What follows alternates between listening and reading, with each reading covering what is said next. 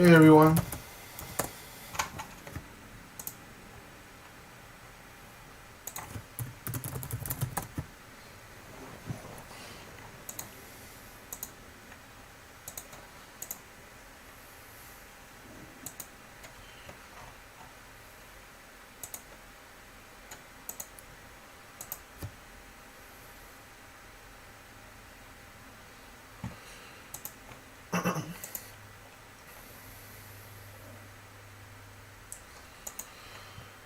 Can anyone hear me? Just out of curiosity. Can anyone hear me well?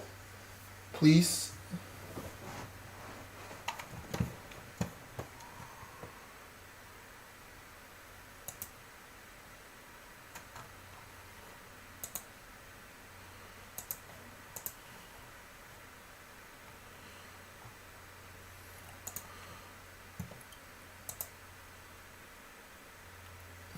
Yeah, those of you on YouTube, can you guys just double check with me on can you hear me on YouTube? Can you see my chart and is it good? Is the voice is the sound good? Is the sound better than the last 2 weeks? If it's everything's good, I'm happy to hear. Appreciate that. Can anybody on TradingView confirm that as well? That would be awesome. As well, please. Thank you.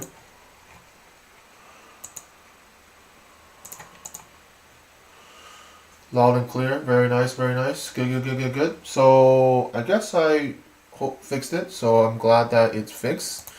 And I apologize it took a while to get to this point now. But it is good. So that's a good news. And we're going to get started in a minute. So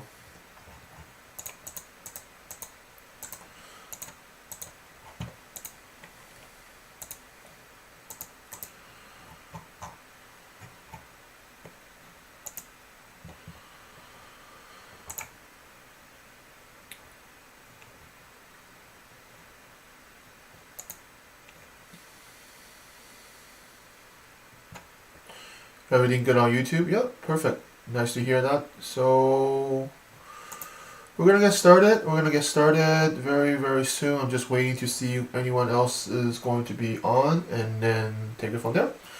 So anybody on TradingView, can you guys just confirm with me you can hear me as well and the sound is okay? That would be greatly appreciated as well. So YouTube is all good, good, good, good. I'm happy to hear that. Hopefully TradingView is the same. So anybody on TradingView watching me live, it'd be nice to hear you say it's okay. And we can continue now. All right.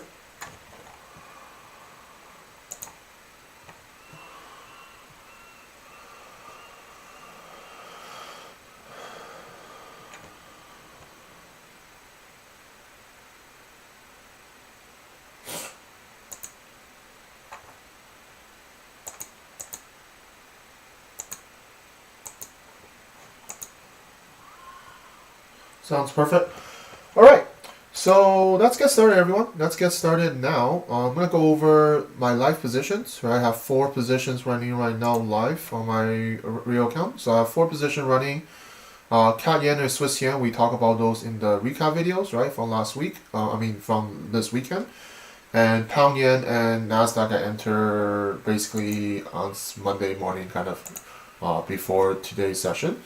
So we're going to go over these positions, and I'm also going to go over, I'm going to change it up a little bit. I'm going to go over the indices and commodity first because those are usually very small. So I'll go over those first and then we'll jump into Forex. Okay, I think that's a little bit easier for everyone to deal with. Some of you guys wanted to hear the indices and commodity first. I didn't really want to wait till all the Forex pairs are finished. So I think I'll change up that a little bit. I'll go indices, commodities, Forex, and crypto in that order.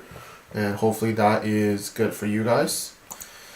Now, nice to see you guys. Nice to see you. I'm happy that this all works out now. I know for the last 2 weeks the YouTube wasn't creating good sound and all that, so I apologize on that. But looks like it's all good, so I'm very happy. Now we're gonna get started now. I'm gonna go over the current live position or current running positions as I usually do. So I'm in CAD Yen, right? CAD Yen we talk about from the recap video. Now was able to got in on this sell position pushing to the downside, and I think some of you guys caught this as well, or maybe other yen pairs depending on what you see. Very close to the low now, which is kind of my first initial target. But I mean, I have, if the price continue to drop down, right? If it continue to drop down, then I'll look for, obviously further correction here if it's going to build, and then pushing down the price down here if it's going to, and then continue after. That's kind of how my plan is for this one. So I'll monitor to see what the price will do in this area, and then, exit the trade accordingly if we see bullish price action.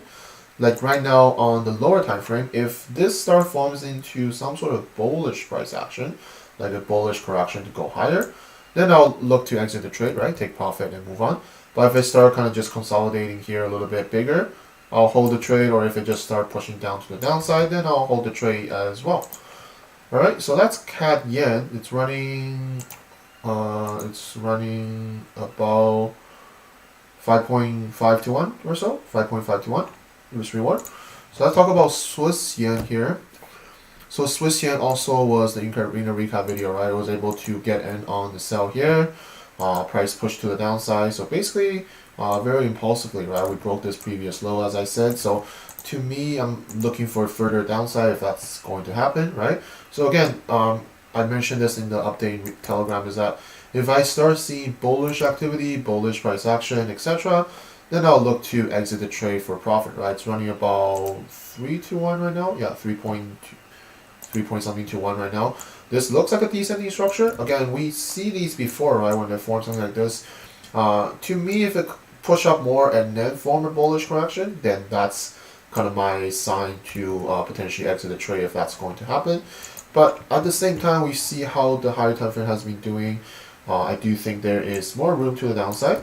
And I do think if it consolidates here a little bit longer, this can easily lead to another bearish kind of price action to go lower. So it's up to you and your management view, of course, depending on what's going to happen here. So that's Swiss yen. Let's talk about pound yen, because I'm also in pound yen as well. Now I only enter these. Remember, I always talk about don't enter the same currency pair more than one or twice. But the difference here is all the trades are in profit, right? All my stop loss has already been moved. All the profits has already been secured. So it's fine opening more position because you're basically scaling more of these positions, right? So make sure you understand the difference, right? If you haven't have any pair running and you start jumping into 4 or 5 different yen pairs, that's definitely not recommend. But if you have 1 or 2 in and then they're in profit, you move the stop loss to break even or in profit, then you don't mind entering more of these if they go.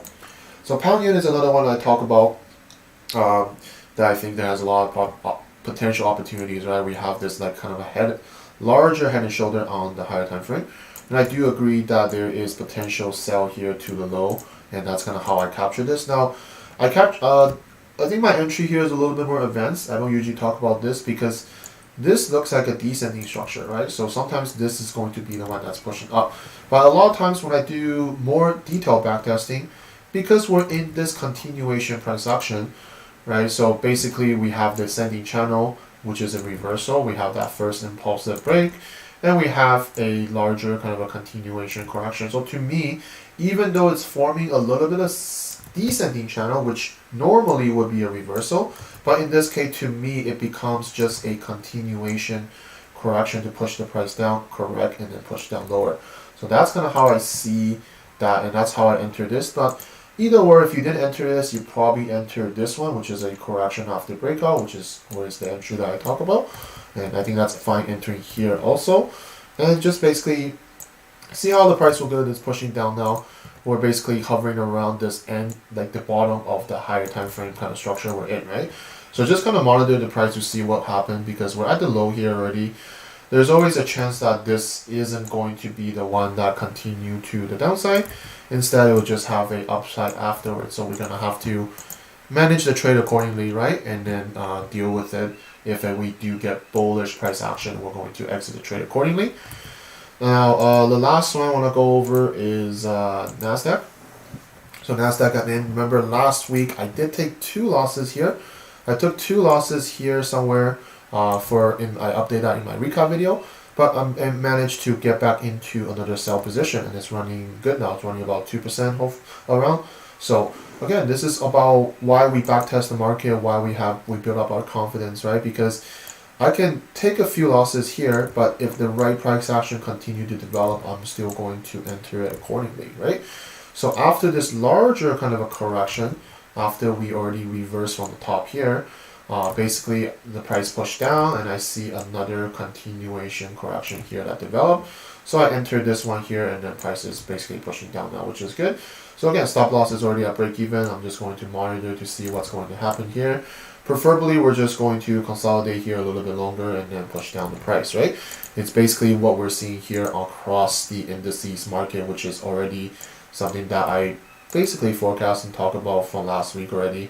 And they're basically all pushing down as we speak. So that's all good news and a good response from the market.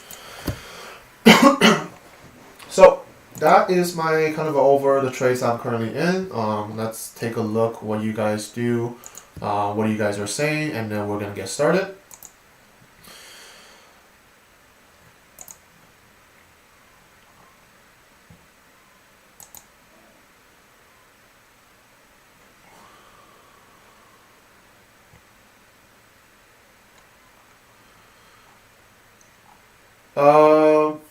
Yes, there's a lot of question here. Well, here's the difference that I'm doing in terms of the stream. That's probably why some of you guys are having some different feedback. Now, I'm not streaming from TradingView anymore. I'm streaming from YouTube. I use a third-party stream system. It's called OBS. I'm sure you guys are familiar with this. But basically, from the last whole year till now, before today, when I stream, I'm streamed directly on TradingView, and then the stream is copy over on YouTube. Now the difference is I'm doing it backwards. I am streaming on YouTube, and then I'm streaming on YouTube and then using TradingView to just copy the stream I'm in. So basically, I alter that a little bit. But the difference here is I'm using a third-party streaming software, which makes it somewhat easier, and YouTube is basically copy over. Right, YouTube is basically I restream on YouTube first, and then TradingView is just streaming on the screen itself. So maybe that creates a little bit differences, but I think for the quality, it's okay to adjust to 1080p after the stream is over, as far as I understand. But as far as anything else, I think like what's good about it is at least the sound is good. There's no static sound. That's really what I was trying to fix. But I'm glad that is all fixed. That can't be no perfect for both worlds, I guess that's how I would call it. So, do I still backtest even though you're consistently profitable? I do. I think it's just one of those things that you need to continuously do. Because it's only going to help you to be a better trader, right? That's always going to say. If you have time, you should always still backtest, right? Because the market continue to evolve, continue to move. So it's good to continue work on your charts, right? Okay, let's continue here. So, as I always say, the order, I'm going to slightly change the order a little bit. I'm going to go over gold. I'm going to go over commodity first. And I'll jump to indices, and I'll jump to currency, okay? So bear with me, guys, because these will be very fast, 5-10 minutes. I'll go over commodities and indices, and then we're going to start with Forex, which is the main thing that we're going to talk about, right? Now, we're going to start with gold. Looks like some of you guys are talking about gold. We'll see how gold is. Personally, I am favoring more downside. Now, someone mentioned about daily inverse head and shoulder. Yeah, I do agree, right? There's certainly something developing here. And the bias here for me, obviously on a higher time frame, is still a potential buy, right? But however, we look at the lower time frame here. We remember last week a bunch of you guys caught this sell. I don't know if you guys caught this entry, probably this exact entry that I talk about in the updates. I personally didn't catch it, but again, I'm very happy that a lot of you guys did catch it, and with your own plan, your own risk, and etc. This is always what I'm trying to tell everyone is, you need to develop your own trading plan, your own execution, your own entry, your own stop loss, the way how you manage it, because that's only going to help you to be a better trader, right? So simply asking people for signals, when to enter, when to exit, how to set things inside, it's not going to help you in the long run, right? Because that person will may or may not be there forever to guide you that way. And if you don't develop your own skills, you're back to square one if you have no idea how to make your own decision. Anyway, so what I see now is basically price is likely to consolidate here a little bit longer, right? I think it's going to do the same thing as we have seen before. So after this double top here, rising wedge, we basically have an impulse move, correction, impulse move down. Is this going to be another correction here to basically consolidate a little bit longer to push down the price?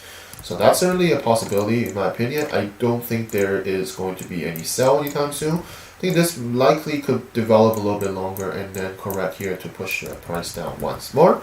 So I think it's good to patiently wait here to basically wait for another consolidation. I think that's the right plan here if you're looking to sell gold again. And if you're already in this gold trade, of course, you should already move it to break even and then just kind of monitor to see if the price will continue to the downside. So at least with this week, that's kind of how I see on gold. Like it should be some sort of consolidation here. That's going to be a confirmation for the downside. If that doesn't develop, right, if that doesn't develop into any bearish continuation, then, you know, the higher time frame someone did point out, yeah, this could be an inverse head and shoulder, right? We're potentially at this tip of the left and right shoulder now. So it really all depends on what's going to happen here in the next, you know, day or so, right? Is this going to reverse down? Reverse up because of the daily inverse head and shoulder, or continue the bearish trend.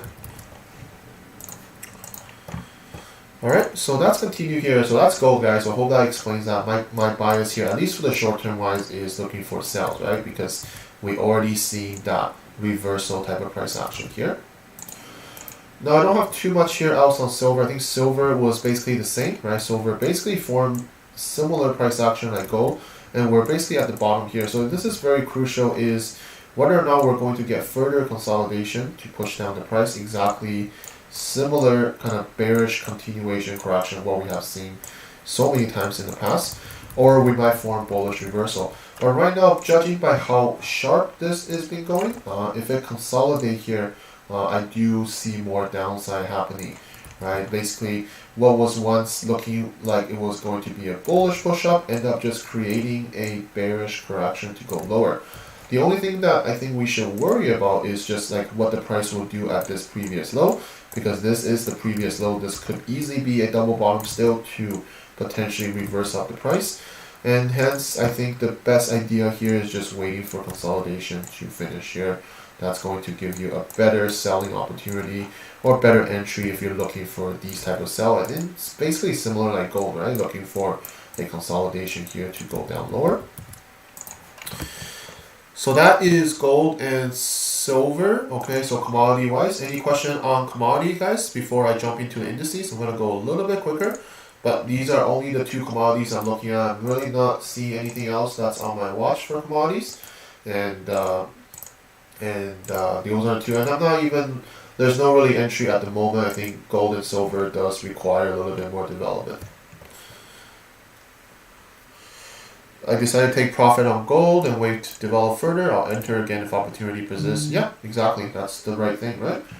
You can take profit here, and then if it develops another correction, then enter again, right? That's always good to follow your plan, of course.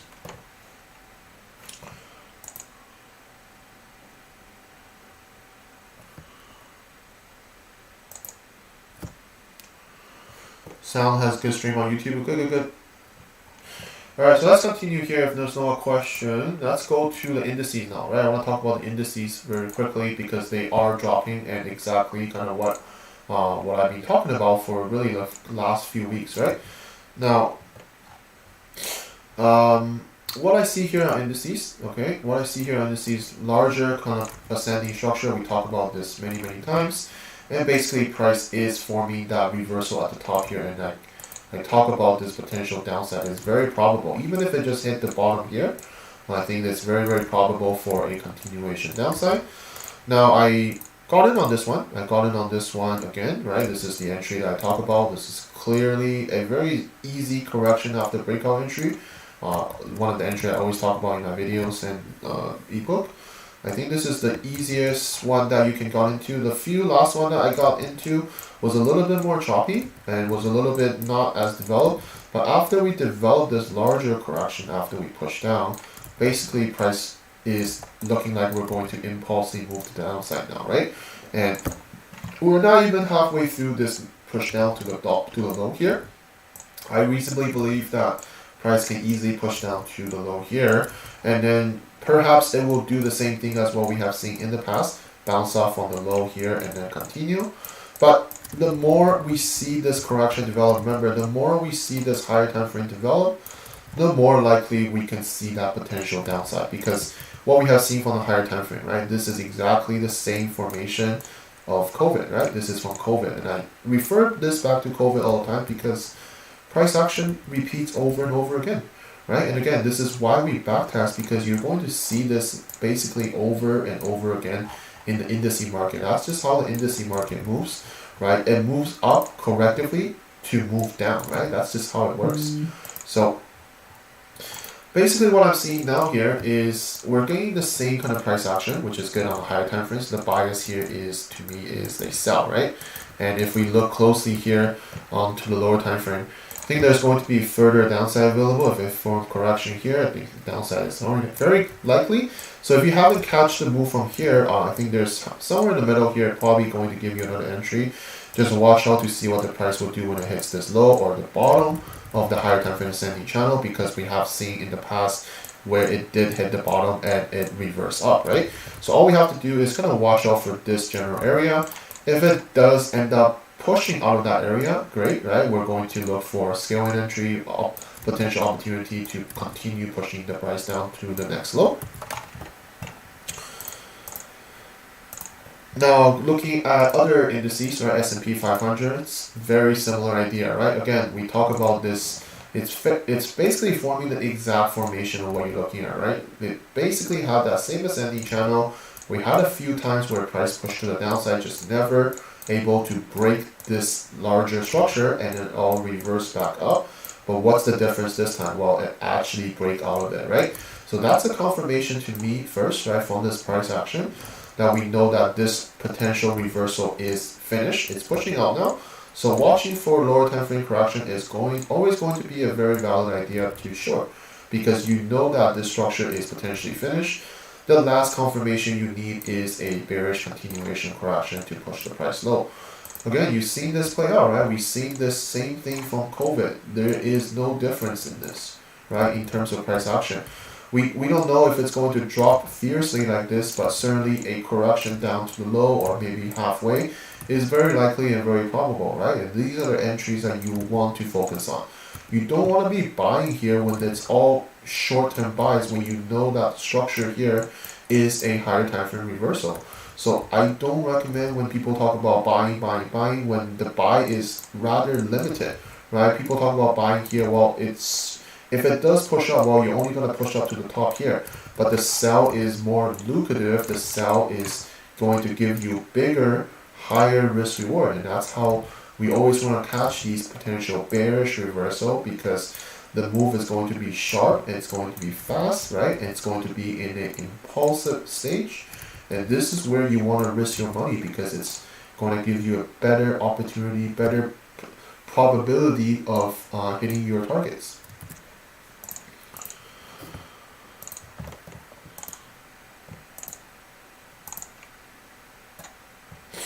Now let's continue here, guys. Last one is Dow Jones. Okay, so Dow Jones, same idea here, right? No difference, right? It's the same higher time frame structure as we can see from COVID. Similar ascending structure. Again, you're going to see them over and over again, right? That is how the price moves. So the more you see, the more you backtest, the more you're going to get comfortable at executing these positions, because I still get messages from people from time to time is kind of saying like, hey Jojo, I did the backtesting, I did what you said, work on chart, get yourself comfortable, but I still missed entries. And the reason why they say they missed entry is because they were a little bit scared. There's fear in them because they lost a few trades in the past and they're just afraid of entering positions. But again, this is all going to solve if you actually backtest, right? You can hear myself or any other trader kind of talk about all this, but if you don't do your work, if you don't put in the effort yourself, looking at me or any other person analyzing the market is not going to help too much, because when it's time for you to execute a position, you hesitate, you're a little bit scared, you might maybe took a few losses already, and you're not comfortable executing the positions where that's what you need to do, right? Remember we talked about NASDAQ here. I can take 2 losses here, which I did, right? I update everyone in the recap video. I took 2 losses here, not a problem. When I see the third entry, I execute without hesitation, right? That's what you have to do as a trader, because you won't know the outcome of your entry, right? When you enter, all you see at the time is this, right? This is all you see at the time. You will never know what will happen. And then the second entry you enter, you will never know the outcome. But it's the same idea. When I enter the third, I will not know the outcome, but I will execute it regardlessly, because I follow my plan and I backtest what I'm doing. So I'm going to execute without fear, right? And if you guys think about it, if you're trading, you're trading to grow your account. You're trading to compound your account to a larger account size.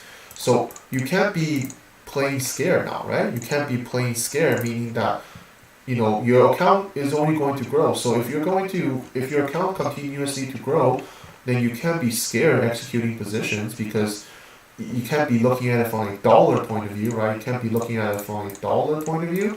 You have to look at it from a percentage point of view. Okay, so make sure you understand this, right? Because some people who risk $100 and lose like $10, which is not much, but that is 10% of your account, right? So what if you have now a $100,000 account and you want to risk 10,000, which is the 10%, same thing. You want to risk $10,000 on the trade, right? That's huge risk, right? So you understand that everything you do is calculated from a percentage point of view rather than a dollar point of view, because everyone's account is different, right? You have a different size account, I have a different size account. It doesn't matter about the size of the account, it matters from a percentage point of view. Okay?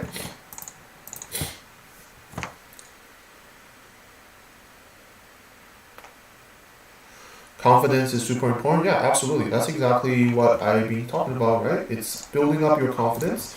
Right, so Dow Jones here, I want to talk about before we go to Forex, is that I talk about this previous low is super important, that we need to break it, right? Because what happens sometimes is price hit this low and then reverse back, and all we're seeing is just a bigger structure like this, but nothing changes on the top, and we kind of still look for a downside.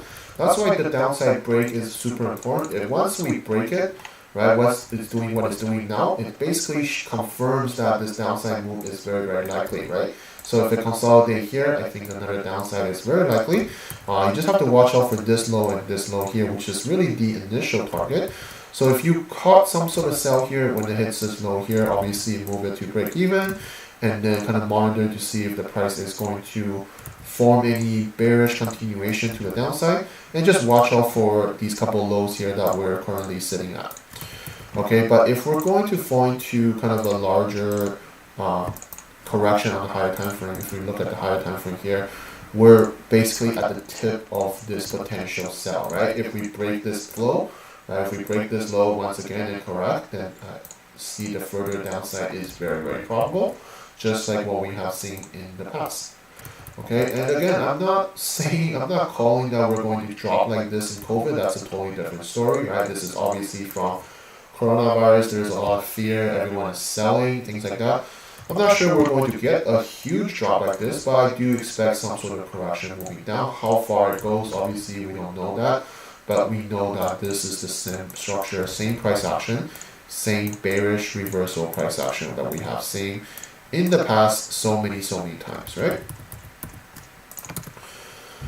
Okay, any question here, guys, on the indices market? Any indices market you would like me to go over before I go into Forex? There are a few different other indices that I was looking at. I didn't really talk about it. I'll quickly go over them. Right, this is Aussie 200. It's similar price action, right, guys? Sending structure, pushing to the price, impulse, correction, impulse, correction, impulse. We're basically impulsing out of this ascending channel. So lower time frame continuation, looking for sell, right? Very, very simple. Sometimes on DEX, same idea here, right? So for you guys, few of you guys asked me about DEX in the last 2 weeks. Same idea, right? Ascending structure, impulse down, correction, impulse, right? We're at this low here. So if we get consolidation here, which I likely to see, then we're going to get further downside from price. Right? Euro 50, same idea, right? Nothing changes. Right? They're all in this similar bearish reversal type of price action. This one just hasn't break out of the structure yet, so if you wait for price to break out, I think further downside is also likely. But they are going to be the same, guys. And this is, again, I'm going to repeat that backtest word, because if you backtest, if you honestly backtest yourself, you're going to see these type of price action over and over again, right? If you look at what has happened before COVID, same idea, right? Same ascending channel, same bearish drop, same ascending channel, potential bearish drop, right? You look at every other ones, right? Same ascending channel for the COVID drop, right? So more you see, guys, the more you do these backtesting, the more confidence you're going to execute these positions, because you know that they work over and over again in the market, just because that's how the market moves, guys. Right? When you get comfortable at this, you're going to see them very, very clearly. Alright, so that is all indices, guys. I hope that summarized most of them. I did miss cotton or wheat. Yeah, I can go back that. I can go to wheat. And then after this, we're going to start with Forex, guys. So we appreciate you guys are very patient with me. I don't see too much on wheat here. I think 2-3 weeks ago I talked about that we are potentially in this double top here. Price is pushing down, but again, this looks like a bullish reversal. So we're going to look a little bit deeper into, is this going to be a bullish on a price action to go higher? This could be a inverse head and shoulder, but it's not too clear yet, right? So this bullish reversal has to follow by some sort of more bullish momentum to confirm. But to me, I'm more neutral on this, because I do see the double top here and I do see the reversal. How far this reversal can go is definitely not something I can tell right away. So I'm fairly going to be on the sideline for some price action like this, which is not quite clear. Okay, again, remember we talk about filtering process, right? When you choose trades, you're going to filter them, you're going to choose the best opportunities. And if some pairs or some market isn't giving you something that's right away, that stick out in your face, then don't enter them, right? Choose the one that is looking much, much, much cleaner, much, much easier to identify, right? Things like the few indices market that we just went over, they're crystal clear on what the bias here is, right? Because of what we see on the higher time frame and what we see on the lower time frame. It's quite obvious and quite clear. When you see market develop something like this, it's just, there's no brainer, right? If we're only going to look for sells, this doesn't make sense to look for buys, right? Good evening, everyone. Good evening. So that's indices and commodities, everyone. So any question there? If not, we're going to start Forex now. We're going to go over all the pairs. As you guys can see on my right, these are my watch list. Just kind of quickly look through it, guys, if you don't mind. The one that I flag are the one that I'm going to talk about, the one I'm going to focus on and explain a little bit more. Now, if you have any pairs you want me to go over, remember, if I don't mind doing that, but make sure you point out if you're looking for long or you're looking for short for these currency pairs that we're going to go over, right? So look at the ones that I'm flagged. Those are the ones I'm going to talk about for sure. And if you have other ones that you want me to talk about, please label it long or short or buy or sell or whatever. And that would be a better engagement from me.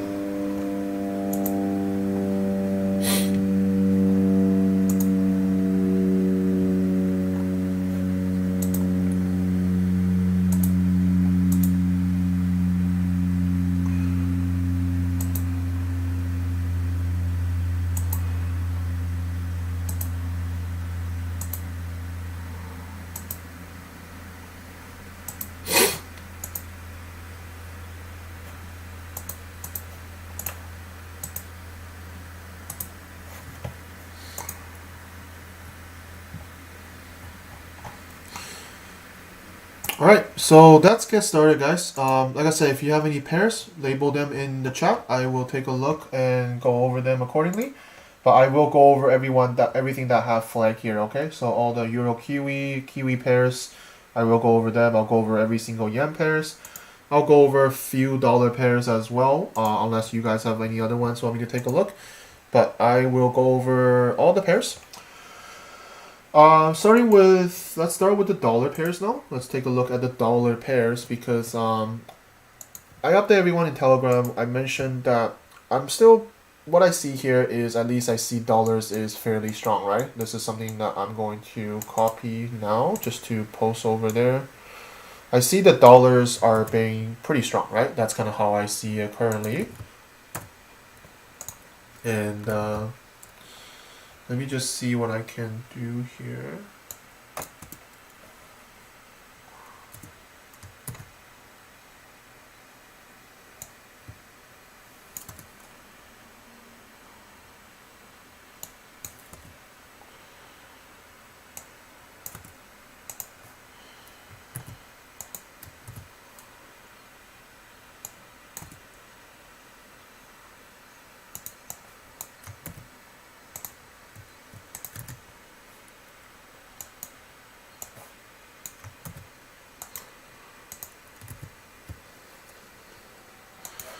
So I'll post all this in my Telegram, but I just want to say that I do still see dollar being fairly straight, and yen pairs are strong as well.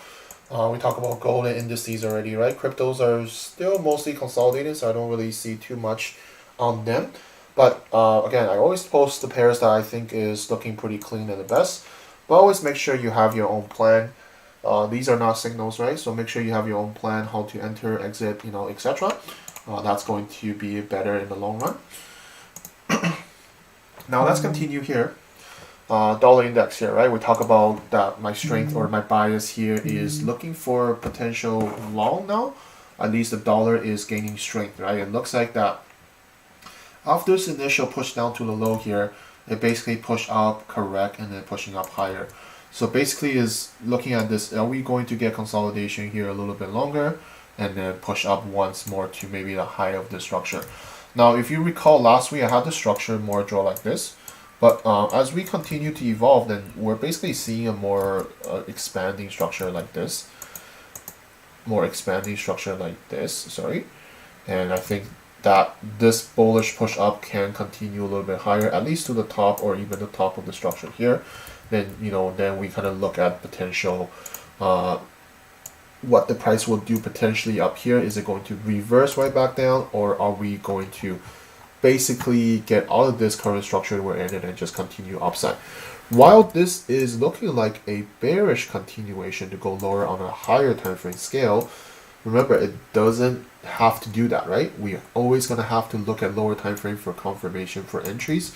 So if it does continue push to the upside above the high and then correction after, then you know that we're likely to see further upside from the price. Okay, so let's take a look at few dollar here. A few dollar pairs. I don't see too much on the dollar pairs, as you can see, even though I have strength in them, like I'm looking at strength in them, but I'm favoring all the yen pairs. I think the yen pairs ultimately has slightly better price action than a lot of dollar pairs, but I can go over a few that I think could be potential. Do I use COD report for confirmation? I personally don't, but certainly you can do that. There's nothing wrong with doing that. But I personally don't look at COD. I don't use indicators. I don't use anything else, news or anything to affect my decision in trading. I'm only looking at it from a price action point of view. Okay, so let's look at a few dollar pairs, right? So I think Aussie dollar was one that I was going to talk about. It looks like it was basically just pushing down from the top here, right? We talked about this I think 2 weeks ago when price impulsive to the upside, and I mentioned if there's no continuation to go higher, if it doesn't create something a larger scale of price like this, then the downside is very, very likely, and which is exactly what happens. It's moving down more correctively, but it is still moving down, right? We're still going to identify all these price action, right? So remember, when you do some backtesting in chart work, See if you can identify these over and over again, because you're going to see them on any market, any time frame, right? And the more you do them, again, the more you're gonna get comfortable at identifying corrections. The whole important part of us trading is we're trying to identify the next impulsive phase. So when you enter, the market is in full momentum and your trades is likely to work out. What you don't want to do is enter when the market is in a consolidation where the buy and sell is very, very limited and then it's not really going anywhere. Okay, so remember this. Try to distinguish yourself from entering when the price is in a consolidation versus when the price is in a impulsive phase. There's going to be a big difference in your result if you do that. Now let's continue here. Let's continue here.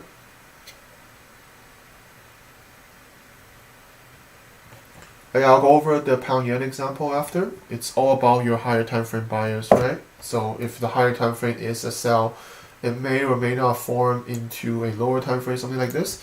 Like in this example here in Kiwi dollar, probably going to help you on that question. How do you tell a descending channel is likely to be a bearish continuation? Well, you look at the overall price, you look at the higher time frame, what it is doing, right? That's usually going to give you a more stronger bias of what the direction is. Remember, we know a descending channel is usually going to be reversal, right? It's usually going to work out like this, but it's not guaranteed. But what is guaranteed, guys, is that when you see a structure forming, right? When you see a structure, remember, a structure always have to have at least two swing highs and low. So when you identify a structure, you're going to identify a structure and tell yourself that is this going to be continuation or is it going to be reversal? It can only be one of the two, right? So with that, when you combine your higher time frame bias, when you combine the fact that, well, we have an impulsive move to the upside and this doesn't look like a continuation, this correction becomes a reversal. So the bias here is an impulse up, bearish reversal correction, push down the price, look like we're going to continue lower, right? That is why we weight heavier on the higher time frame. Sometimes people will see a 5-minute flag on the lower time frame and think that's going to be a buy. Of course, that's going to work out from time to time, right? It's a probability, but if it start reversing, if they wait just a little bit more on the higher time frame, then they will know that entering the flag on the 5-minute is not going to be a consistent thing in the long run. All right.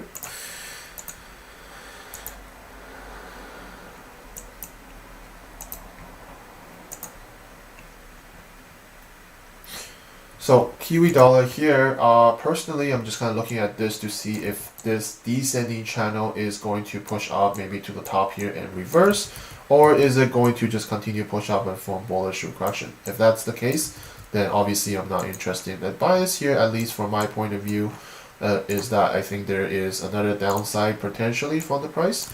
So if they consolidate here a little bit more, I think the downside makes more sense in my opinion. So looking at to see, just kind of watch out, will this current descending structure just evolve, right? Continue to correct a little bit, start moving sideways like this, then it just becomes a bearish continuation and to go lower, right? So while it's forming a descending structure, just kind of watching out for the price, what we'll do at this previous high. If it's going to push up like this and correct, then obviously no bearish sell or no bearish entries, right? Other than that, someone mentioned about pound dollar. I'm assuming sell. I don't know, but I'm looking at it sell more likely. We see that's kind of an ascending channel. I remember last week some of you guys talked about ascending channel here, double top, and I mentioned about the head and shoulder. Push down, correction. It looks like it's pushing down again. Because this is quite getting low to this low, or even just the low of the higher time frame structure, I don't recommend selling here. Even if it forms a correction here, which is likely to do so, I just don't see the sell here being as probable as when it was up here, right? Because you're getting very, very close to the bottom of this structure, and you're getting very close to the bottom in general of this bottom area, right? This is kind of the low of the price. So I wouldn't recommend jumping into here. Okay, so just be careful. But once the price does break the low here and then correct, then yes, I think the sell here is much, much probable and a better entry than entering somewhere here where the where the price has already pushed down. I think that's the difference here. Alright, so kind of looking at this structure originally, I think 2 weeks ago when I was looking at this structure, I kind of more see it as a bullish kind of price action. But see what's going on here on the lower time frame, and if this does indeed break this low, then yeah, I would change kind of my view or bias, and I'll be looking to see if this is going to develop and continue pushing the price down. Because when we see the higher time frame here, while originally I was more looking at it being bullish, but we're not really getting that bullish kind of price action. And if we do break the low here, this becomes looking like a head and shoulder pattern to break low, right? Break the neckline here, and then continuation to the low afterwards. That's certainly a probability or possibility. So that's something I will also keep an eye on. Now we look at dollar CAD here. I think some of you guys are looking at dollar CAD as well. I think dollar CAD is looking pretty bullish after that initial push up, right? I mentioned about, I think it was last stream, someone asked about why can't this be a bearish point of view. Yeah, it certainly is, but I look at it as the previous impulse of, after the previous impulsive move, I draw in the structure, right? So in this case, it basically looks like a descending structure followed by an impulsive move, and then followed by kind of a triangle or pendant kind of structure, and then it's pushing up now. And now we broke this high here, so what can we expect? Well, break the high here is again to get another consolidation to push higher. Chances are just be careful because we are reaching to this previous high, which is the basically closer to like 1.30 or something, right? There's usually some sort of support resistance that people trade. So you gotta be careful here because people are likely trying to sell here when it reaches this high. But I reasonably do see the bullish point of view more, right, as what the price is doing currently. Dollar Swiss, I was looking at this on before I went to sleep. I saw that price did impulsively break this previous high. So I think a consolidation here once again can lead to another bullish point of view. I personally don't really like to trade dollar Swiss for anything, but I think a push up to the previous high here is possible if we get some sort of consolidation and push up, similar like something like this, right? Develop a correction here, push up to the next high here. I think it's possible here. But again, if you notice, I talk about while I'm strength in dollars, I do have a bias in dollar strength. I'm not really looking for any entry. I don't think they necessarily fit my plan, but I do think the bias is dollar strength here, right? Last one I want to go over is dollar ZAR because I saw a bunch of you guys caught the dollar ZAR long, so very good job on your part. We talked about dollar ZAR a few times in the stream, right? When the price was basically somewhere around here when it's still in a descending structure. And I talked about the bias at the time was pretty clean, right? We have that double bottom here. We have the descending structure correcting down. We know descending structure hitting a double bottom here is going to give you a higher probability of reversal. And basically, it did push up from the price. And I think some of you guys did caught some of those entries, right? Whether you enter here or you enter at the next available correction, I think, which was somewhere here. I think either way, if you enter these, good job on your part because it is pushing up pretty aggressively. So again, follow your plan, guys, right? This is what I always encourage because if you're going to follow me, I didn't enter this position, right? So if you're going to follow me, then you would have missed out this opportunity. And if it's something that you were looking at for a long period of time, and you miss it because you were going to follow someone else, that is what happens, right? So I always encourage everyone to have your own plan, right? You're gonna have to understand that trading is ultimately your decision and your decision only. So by looking at others, by trying to follow other signals, it's not gonna help you in the long run, okay? And that's my honest advice from 8-9 years of experience. Have your own plan is going to make you a better trader. All right. Any dollar pairs, guys, to review before we jump into yen pairs? Any dollar pairs you want me to take a look? I think I went over the ones that I think will be looking well. But if you have any dollar pair, let me know and I can go over them. But if not, we're going to go into the yen pairs now.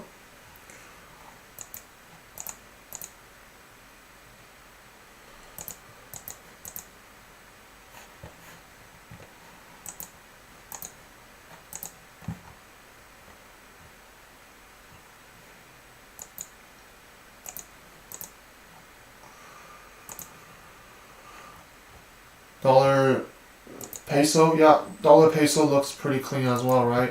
Originally, I think some of you guys caught the sell here to the downside, and then I mentioned if we created a, sorry.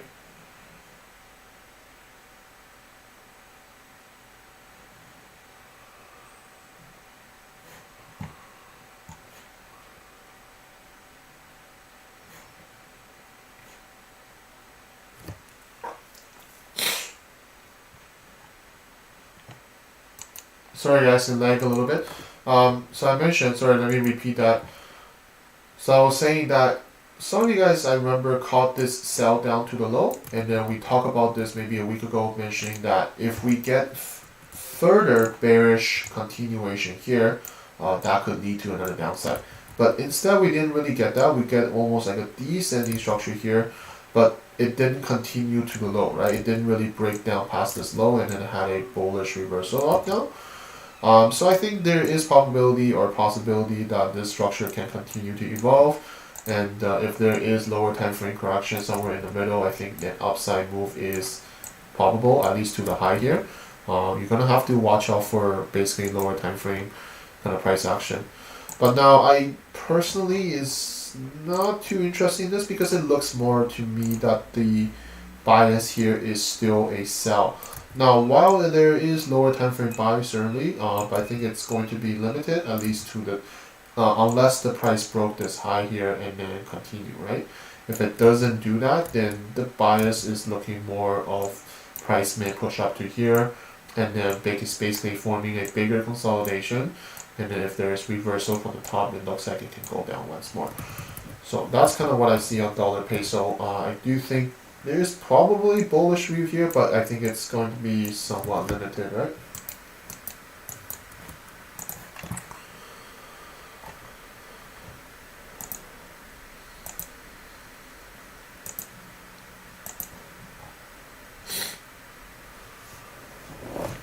Why am I bullish candle red? Nothing, just preference. You can change them anything you want, right? You can change them whatever color you want. I change them periodically to different color, different things, because I like to, I'm a visual person, so I like to change them here and there. But, you know, change it however you like.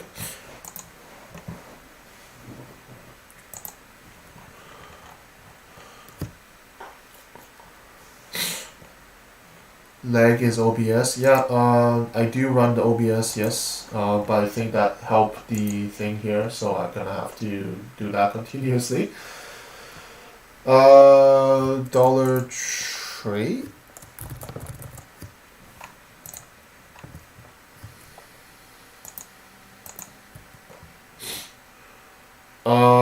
Sell. I honestly don't see sell here at all, to be honest. My personal view is that you have a bullish push off on the price. This looks like a bullish continuation.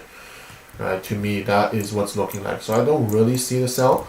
I'm not sure what your point of view is, of course, but personally, I'm only seeing that it's looking pretty bullish. You basically had it basically had almost a wedge here, a falling wedge. So a bullish reversal. You have a bullish impulse up, and the bullish impulse up basically is breaking above this high or all-time high, right? All-time high here. And if it looks like it's forming a bullish continuation. So all these are just basically screaming for a bullish point of view, at least from my view or my bias here. So it's looking more bullishly to me in my eye. So I'm not looking to sell here, at least from my view. I don't really see the sell bias, especially you can see the bullish view is it continue pushing up, right? This is a larger structure that we're in. We have impulse, correction, impulse. We're breaking out of this area here. So if it consolidate here more, it's likely to go higher. Okay, that's from my point. That's just my view, of course. Alright, so let's continue. If no other question here, let's go through the yen pairs now, guys. I think all the yen pairs are looking pretty good. We talk about the yen pairs here. I list out a few that is looking the best. I think I am in 3 of these yen pairs. Well, I was in euro yen as well, if you guys recall from last week. So I got out euro yen as well. But I think most of the yen pairs are looking pretty good. Dollar yen is kind of the tricky one where I'm a little bit more trying to avoid or trying to, because the dollar and the dollar yen in general, sometimes it conflicts a little bit because like my bias here is dollar strength and yen strength. Well, dollar yen happen to be both of them. So what is it going to do, right? Sometimes you're gonna get these impulse, correction, impulse, and then you're gonna get a bullish reversal because of the dollar strength. And now it looks like another bearish move now from the dollar strength. So it's a little bit, I don't want to say indecisive, but it's not as clear as a couple other yen pairs that we have seen where you're just going to see corrections after corrections and then impulse after impulse. I think that's the beauty about it. I think it's much cleaner. When we look at a couple other these yen pairs that is developing, I think it's much cleaner to look for entries on them. I already went over dollar ZAR, my friend, so you might have to take a look back. But my bias here is long, right? We already talked about the long. A lot of you guys, well, not a lot, few of you guys messaged me and you got in on the long, or you share your chart in my trading view group. So it looked like you guys all got in. So if there's going to be further upside, if there's going to be further bullish correction, something like this or something like this, then I do think the upside is likely, but just gonna watch out for this high here.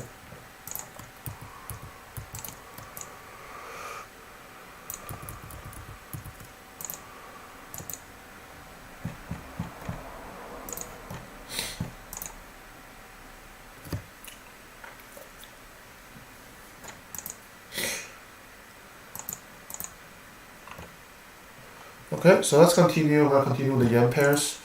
What part of price action should be a trader first master? Just want your opinion. So basically, what you really want to do, is understand that we're always trying to catch the impulsive phase of the market, right? So first, you need to identify what the higher time frame is doing.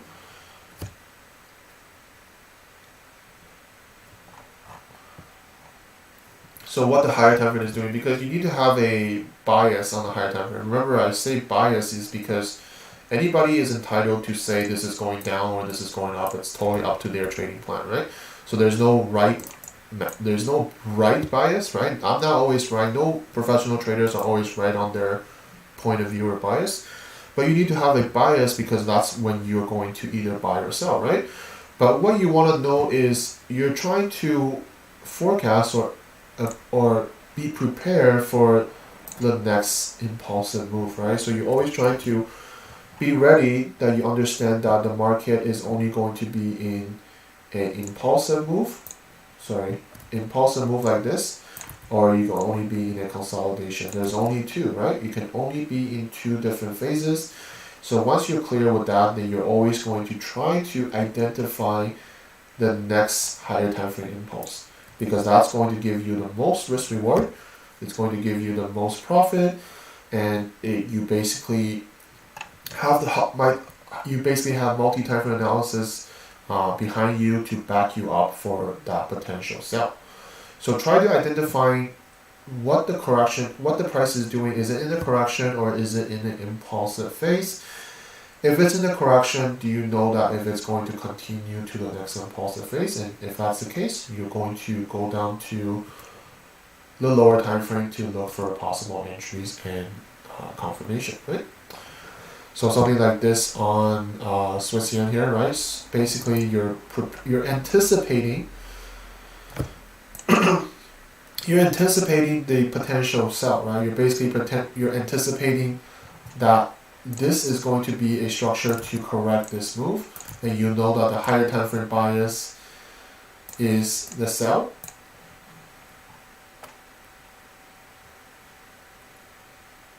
So you're basically trying to capture the sell move, right? That's all you have to do in the market. Sometimes this is hard sometimes for people to grasp because they likely learn from different strategies, different style from before. And it's hard to grasp this because people usually are going to trace some sort of support resistance or supply and demand or some sort of other method where this may not be applicable, because you're always going to trade through those support resistance. You're always going to run into some indicators and things like that.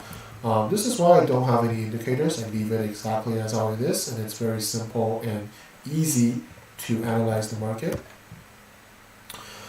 Alright, so I hope that makes sense. I hope that helps some of you guys to clear that out. I'm sorry it's a little bit laggy for me, but I hope it's going to be better.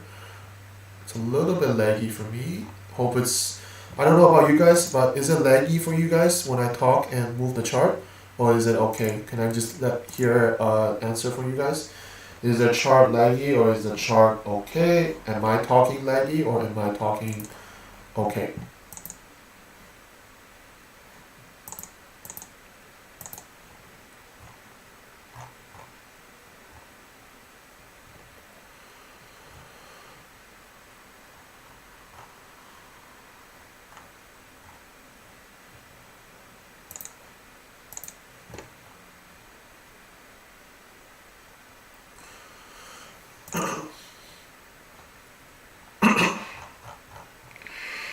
Okay, so let's continue if it's all okay. Well, let's talk about Aussie yen, right? I'm going to talk about all the yen pairs. Everything okay or laggy? Everything's okay? Good for you? Okay, good. So, what I see here in Aussie yen, right? Aussie yen.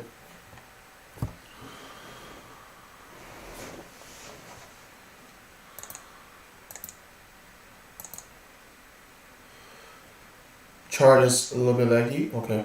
Yeah, it probably because I'm running a bunch of program on right now. So I'm like running a bunch of program right now, I think, right?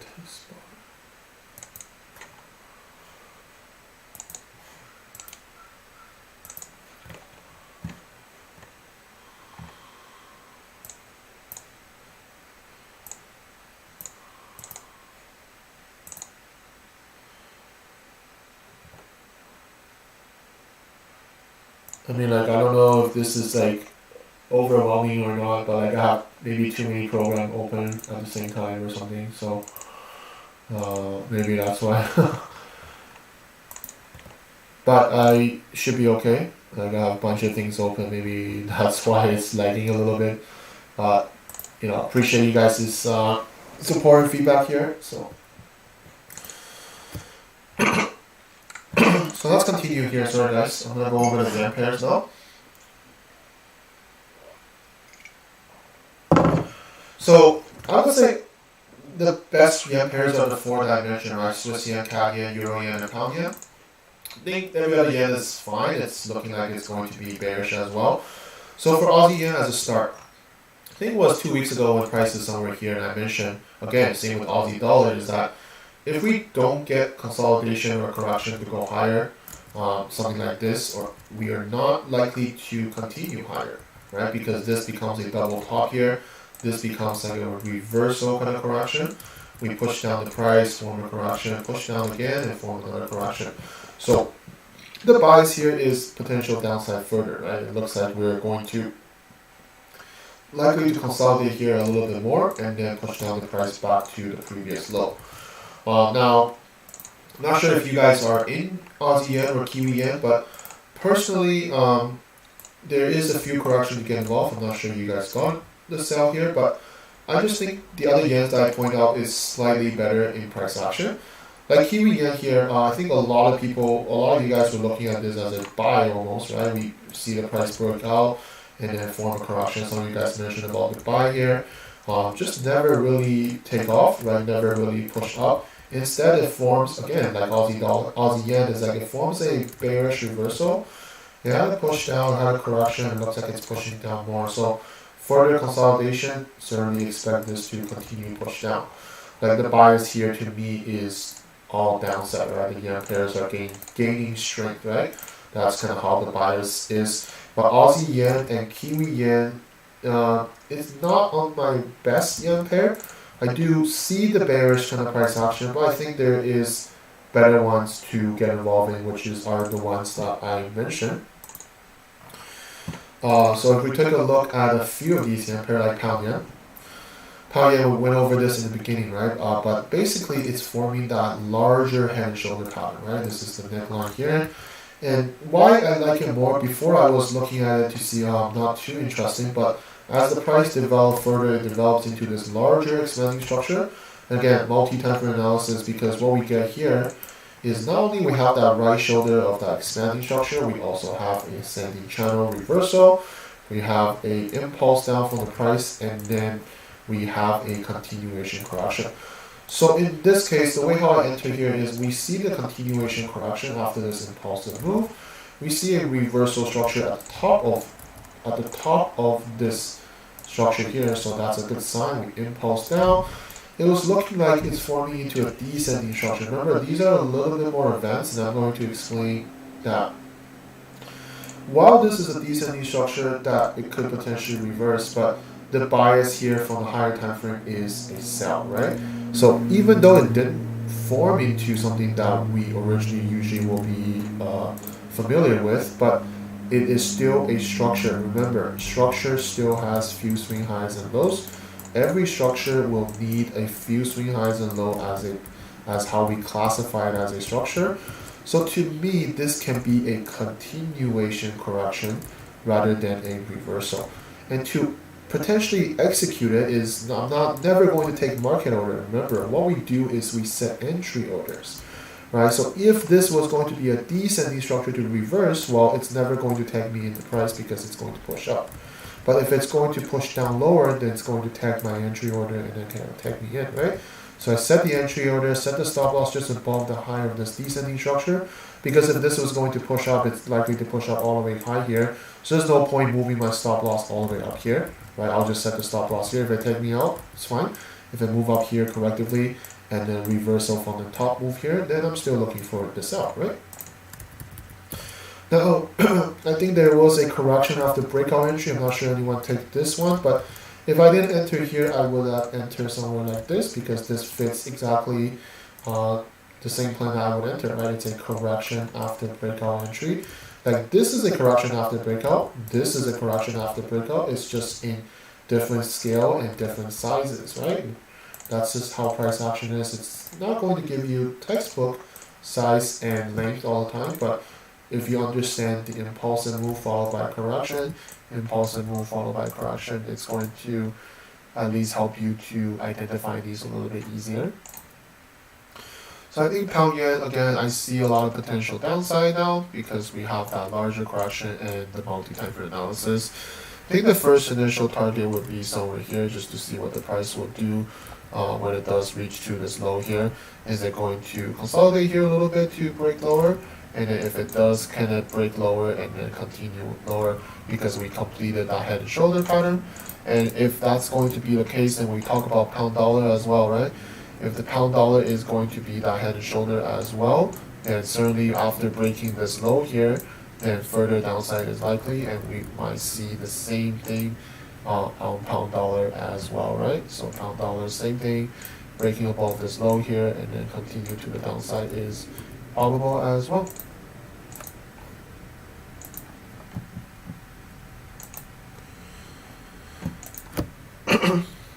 I missed the correction after breakout. Well, sometimes that happens, right? You don't feel about it too much because I miss entries all the time too. Everybody misses entries, right? It's part of the game.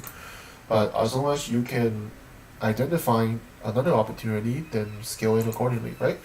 So euro yen, we talked about this from last week. I was able to get in on this sell, but I got on the sell after price reverse from here. But it's looking like it's pushing down very, very well now, right? So if you're in the trade still, very good. Good job on your part to hold. I think just kind of watch out for this low here. Is it going to hit the bottom and start reversing? Then watch out this area. But I think if it's going to continue lower, then because this is still a larger continuation to correct this move, then I do agree this is going to be a structure that's going to continue.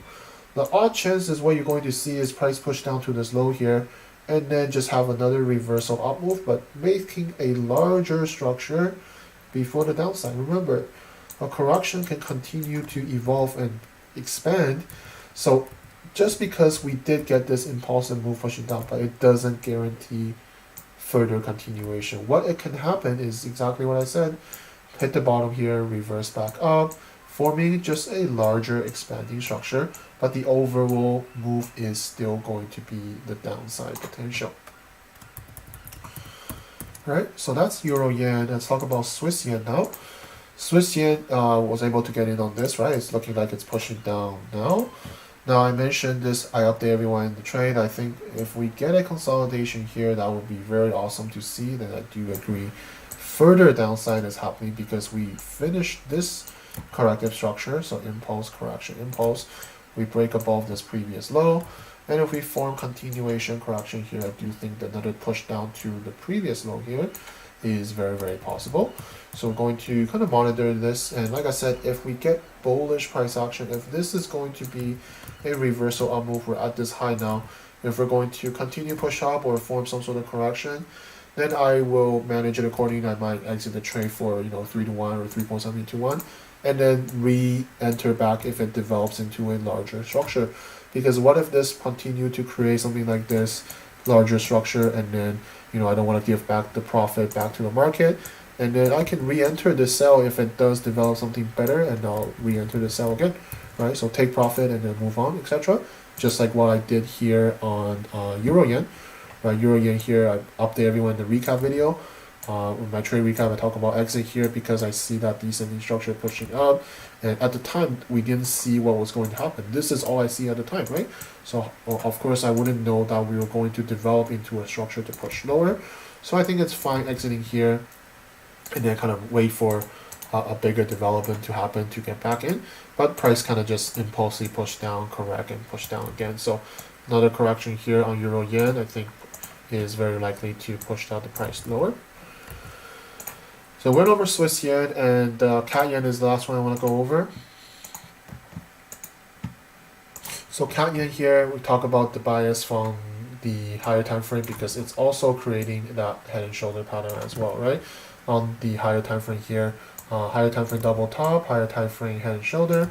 So if we're able to break this one and continue lower, then certainly downside is very probable and very likely as well. So remember maybe a few weeks ago, a bunch of us took this cat yen trade, right? When this cat yen trade originally pushed down, was able to catch pretty good profit here. I think was, I forgot how much it was, 6.9%. So I think that's a very, very big trade. And then when the price reverse up, I'll exit the trade accordingly, right? So if we didn't exit the trade go all the way back to break even. This is one of the worst emotion that you can experience, because when you see price, when you make so much profit and then it reverses, and sometimes greed come into your mind, you're like, well, I'm gonna hold through this because it might continue lower, and you continue to hold. The more it goes up, the more you don't want to sell anymore because you just realize that you lost all these profit, and then continue all the way back to your entry point, right? I've seen people do that a lot, and that's one of the reasons the emotion side needs to be checked in and work on that aspect, right? Because if you let this happen, then ask yourself how you let a trade that went to, 9 to 1, 10 to 1 end up with 0 or 1 to 1 break even, whatever, right? That's really a big no-no. So work on that side of the emotion if that happens to you, okay? Now, what I see now, because we basically formed after this push down from the price, we reversed, right? But after the bullish reversal, there was not bullish continuation. That's really the key, is that the bullish reversal up move was not followed by bullish continuation correction. Instead, it's followed by a kind of ascending structure, right? We have ascending structure, so we know that this is likely to be a reversal. So we basically had an impulse down correction, have a bigger pennant correction, and then we push down again. Remember last week I also took a loss here, right? I updated this in the recap video. I took a loss here, but no problem, right? I entered right back into the trade, and then trade is running pretty well. So again, this is what consistent traders do, right? You can take losses. Every consistent professional traders take losses, but it's how you manage it. You cap your risk at 1%. You never let that go over your risk. And when the next trade you enter works well, you're going to cover your losses and then produce profit. That is how we do as consistent traders, right? So if you take losses and you're getting upset about it, don't be, right? Anybody would take losses. Whoever tell you they don't take losses is obviously lying to you, right? They're trying to sell you something that make you believe that you're always going to be profitable. No professional traders don't take losses. It's just a fact, right? It's how we manage our losses. We cap our risk small, we cap our reward big. So when the trade does work out in our profitable side, it's going to cover your losses easily and then still produce profit. That is what we do over and over again, guys. There's no secret, right? It's that simple. Keep your risk reward good. Make sure you monitor your risks, right? Never risk more than what you originally planned to do, and then, you know, let the profit run. Sometimes when I see people post their results, and they're usually more losses than winners, and their losses amount is usually more than their winner amount. So I always say this as a way to help people is that consistent trader, sorry, let me rephrase this. Consistent trader cut losses and let winners run. Okay, remember what I just said. Consistent trader cut losses and let winners run. Inconsistent trader cut winners and let losses run. Okay, so ask yourself if you're doing that, right? If you're cutting your winners all the time because you're afraid of any kind of a pullback, and you're cutting your losses, you're cutting your winners, and then when the trade is losing, you let the losses run because you're afraid to accept the fact that it is losing and it's going against you. You're going to move up your stop loss like this, which is what a lot of traders do. I would say a lot of inconsistent traders do that because they're basically afraid, or they don't want to acknowledge the fact that they're losing. So when the trade pushes up like this, they're going to move up their stop loss, keep moving up, and maybe that will work a couple of times and the trade reverses. But what if it doesn't, right? What if it just continue to shoot up? And what was originally should just be 1% loss, you end up taking 2, 3, 4, 5% in one trade, right? That's just going to create a negative emotion in yourself once again. So understand that, right, guys? Consistent trader cut losses, let winners run. Inconsistent trader cut winners and let losses run. So if you find yourself in that second scenario, then you gotta work on that emotion part of trading. All right, so I hope that helps. I hope that gives some pointers in that aspect. So let's continue here. Sorry, I got sidetracked a little bit, but we're gonna go over the remaining of these pairs. So Euro, I'm gonna go over a few of these Euro Aussie pairs that some of you guys are talking about. Euro Aussie, Euro Swiss Long, Euro Kiwi, Pound Kiwi. I'll talk about Aussie Swiss, Kiwi Swiss, and Aussie Kiwi. Okay, so I'll talk about all those pairs in very, very soon.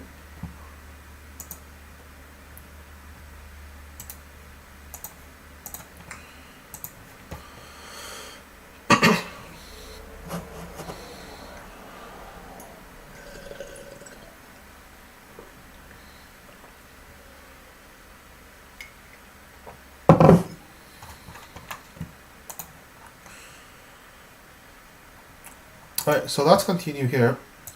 Euro Aussie, some of you guys talk about Euro Aussie a lot. And I see mostly is more of a sell bias in my Telegram. I think it's fine. Remember, we talk about the double bottom here when the price move up like this, and I mentioned, well, we can easily form a head and shoulder pattern, right? Which is kind of what we're getting here. We have that head and shoulder pattern, which is kind of what we're seeing. So if this is going to be a head and shoulder, if this is going to be a kind of ascending structure, but a continuation for this down move, then yeah, I do agree the bias here is right. Wait for the price to push down, wait for a correction here is fine. And if you look closely, there is basically another head and shoulder pattern here if it does develop, right? So a breakout here is this impulse. Then a continuation correction here basically makes the right shoulder of this correction and then continue to push the price down. That's very possible. So the bias here, yeah, I think Euro Aussie is good, but I think the confirmation for me is waiting for this to happen. Euro Swiss was one of the pair that I updated in the market outlook. It didn't really give me that correction I was looking for. I was looking at this and I'm like, oh, okay, well, we have a bullish push up, we have a larger correction. This looks like a push up, and this looks like a correction after breakout, something that, you know, entry that we usually talk about. And when I look at the price is already pushing up now, and I was looking at to see if we're going to get a consolidation here to continue push the price, but it never really did that. It looks like it just kind of dropped down here. So While I still have kind of a bullish kind of point of view, I don't think there is entries at this given moment. This push down here, who knows what will happen. But this area of consolidation is at least good. It's at least telling you that there's consolidation here. This can either lead to a further upside opportunity if it forms into a bullish point of view, a bullish correction. But is it ready now? No, I don't think there is any entries or anything at this moment. Euro Kiwi. Euro Kiwi is another one that I've been talking about for at least 2 weeks now. I think this consolidation has been happening 2 weeks. But the bias doesn't change, at least from my point of view, right? This is an impulsive move. This is a larger correction. We have another impulse breaking out of this higher time frame structure. So if this is going to be a continuation correction to push lower, well, it has to finish, right? So I saw some of you guys were looking at this. Again, I'm not too into the lower time frame development. I think this correction can continue a little bit longer. So I'm still the same bias, right? Just kind of waiting to see if this is going to complete eventually and then give you another sell opportunity.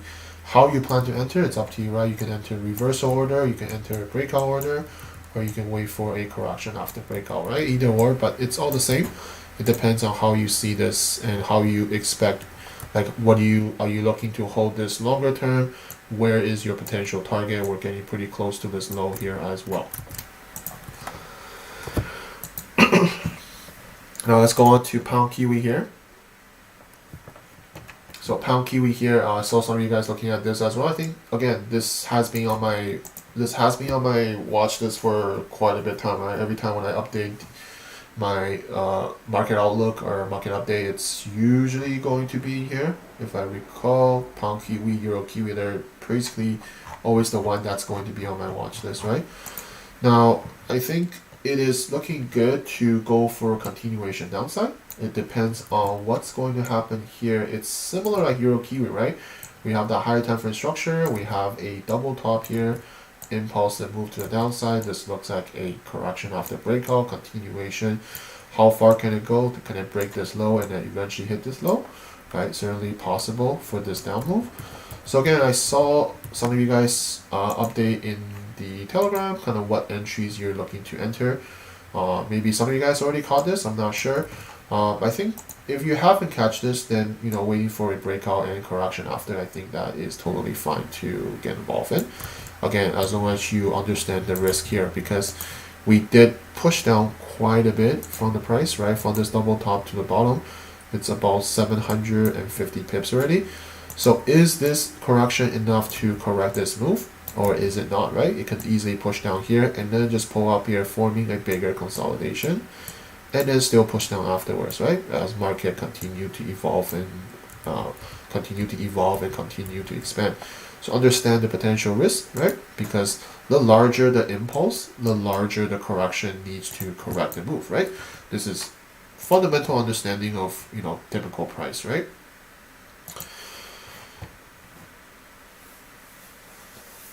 What time frame do I look at? Look at structures. Every time frame. So what we do is what I call multi-time frame analysis, right? So you're always gonna have a bias on the higher time frame. So starting from daily or weekly, you're gonna have a higher time frame bias, and you can go down to the lower time frame. Anything under 2 hour, 1 hour is all lower time frame, right? So you go down to the lower time frame for confirmation and entries, right? If you're not familiar with price multi-time frame analysis, I have many videos on this topic. So my playlist, YouTube, this price action playlist, there is as many videos as you can find for free here that explains everything multi-time frame analysis. You can watch this, and any other price action videos is all here. But the most better ones that people tell me is from the workshop, right? All these workshops are hours and hours long. They basically explain everything that I do. So you're welcome to watch them and to learn. So what was I gonna say? Aussie dollar. Let's talk about. Wait, sorry, Aussie Kiwi. Sorry. So Aussie Kiwi. What do I see on Aussie Kiwi here? Well, same idea here. I'm still seeing this as a potential descending structure on a higher time frame, and I still see there's a smaller descending channel here as well, right? So to me, my bias here is still looking for long, right? I'm still looking for long, but is it ready here? It doesn't look like it's ready. So there's a few options. If you want to get in on this, then obviously a bullish continuation here is a must to at least give you a potential buy entry. Or if you think this is still consolidating here and you take 1 or 2 losses here already, I think it's best to wait for a complete impulse break and then followed by continuation here. I think that's going to be a better entry to the top here. But either or, I like where the price is at because this was basically where the price was at before. We had that same descending channel pushing the price up, and pushing the price down, and then we had the bullish reversal, right? So same thing could possibly happen here. It's really just depends on when this descending channel can complete, because this can continue evolve a little bit longer, and we just don't know when this descending channel can potentially complete. That is really all, right? Now the last two I want to touch base on is Aussie Swiss and Kiwi Swiss. Aussie Swiss, Kiwi Swiss is still kind of on my watch list, but they're still just going to continue to develop. Now I even saw some of you guys enter when price pushed down like here, and I think some of you guys entered along. Personally, because the more I see this develop now, the more neutral I'm going to get, because this is taking a lot longer than what it usually would have been, right? Usually we just have to see a breakout here and then continuation and then start taking off, but it's not doing that, right? So just be watch out for this. The more sideways this goes, right, the more kind of neutral it goes now, so just be careful, right? I think the better scenario is just set your alert here. If it's going to impulsively break and then lower time frame correction after breakout is probably going to be the more confirmation rather than, you know, a reversal entry here, because you see reversal entry from the bottom, push the top and then start dropping down again, right? I think breakout entry would have been fine, but again, that's a larger stop loss and I'm not sure that fits your taste. And it's very similar like Kiwi Swiss, right? Kiwi Swiss, we've been talking about it as well. It had that impulsive move, it had that kind of a typical correction formality in the making, but it just never really impulsively break, right? We want to see this move happen because we see this move upside, correct, and we're kind of expecting the next upside to happen. But this is taking quite long, right? So just, again, set your alert if you want to potentially get into something like this. Set your alert so you can at least, when the price does push up, it can at least remind you that to look for a potential entry. But as of now, I don't have too much of a bias. Entry here on these. I'm just kind of looking at them. They could be on my maybe watch this, but I'm not really seeing much developing here. All right. So that is everything in Forex, or any pair, all the things that I'm talking about, or for the week ahead. Do you have any Forex pairs you want me to take a look at quickly?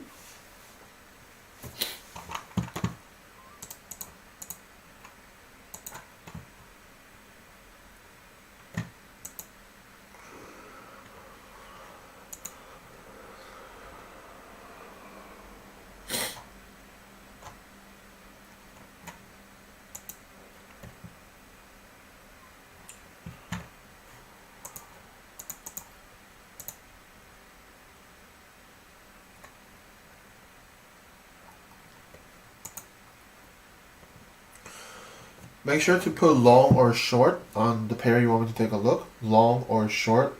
Thank you.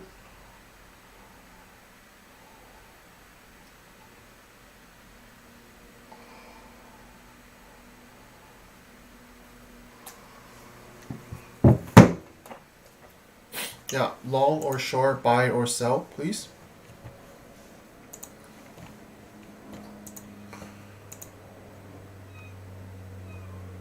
So Aussie CAD buy.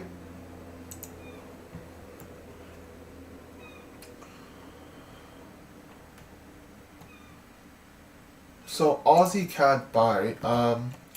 Yeah, remember Kiwi CAD? Kiwi CAD, I was looking for a potential sell. I saw some of you guys post the same kind of outlook as well.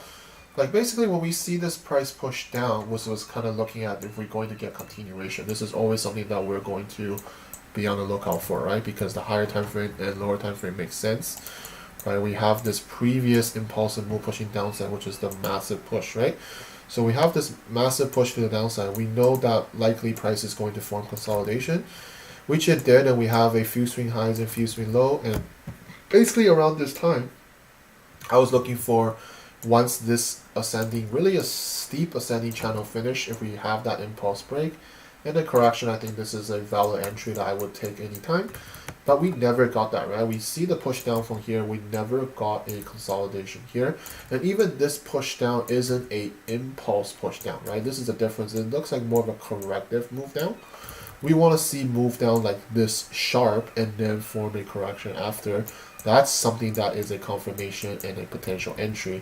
Whereas this almost looks like a more sideways movement. It's not a reversal impulse. And sure enough, it basically forms into like a bullish correction to go higher. So I'm talking about Kiwi CAD here because I'm going to go back to Aussie CAD because like looking like Kiwi CAD here is looking more bullish. And I would think Aussie CAD here is very similar because after the initial push out from the price, this structure did push down the price, but it never continued lower. It looks like it is more up move now, right? So I personally don't really have an entry here, or I'm not really looking for a long, looking for an entry to go long, but I do think the bias here is a long here because we basically form a structure here. We push up. This wasn't a reversal to go lower. This looks like almost a push up to hit a higher high, higher low, and then potentially continue. So if it forms a correction here, this looks like an inverse head and shoulder and potentially could go up higher. I do agree that bias is a long here, but I don't personally have an entry, nor I will be entering something like this. Okay. Pound Swiss. I saw a bunch of you guys talk about Pound Swiss sell. I do agree. I think there was some emotions because I think on whatever day some of you guys were looking at this sell, or maybe you guys entered the sell, and then when they start reversing, kind of a few of you guys got a little bit upset or maybe emotional or frustrated, and basically all it did is just form a larger correction and still push down after, right? That doesn't change, guys. So remember, if your bias was looking at this ascending channel with a double top to sell, it doesn't necessarily always going to guarantee that entry is going to work out, but the second entry work out, right? This is same as like pound cat yen or something when I talk about like, okay, well, my first entry didn't work out, but I'll capture the second entry and it will work out, right? So there's times where this will happen where you enter the first trade, it didn't work out, and you kind of get upset and you stop looking at the chart for a day or two just to see it develop the same direction, because the higher time frame doesn't change, guys. Remember this, right? If your higher time frame bias was a sell because you have that double top, you have the ascending channel, what happens on the lower time frame shouldn't be an excuse for you to not enter anymore just because you took an entry in the beginning and it didn't work out, right? It didn't work out, that's fine, but if the opportunity developed once again, then you should execute accordingly. Okay, so I want to say this out there because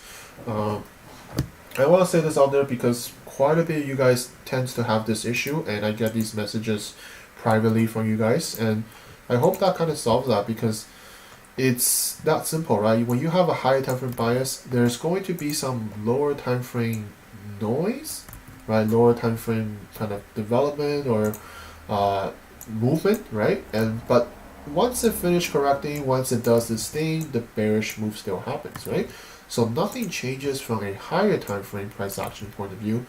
All it is showing you that the lower time frame at the time wasn't ready, but it doesn't mean that it won't be ready later on. Okay, so I think the bias here to me is a sell, right? I think it's pretty clear that double top, we have that ascending channel.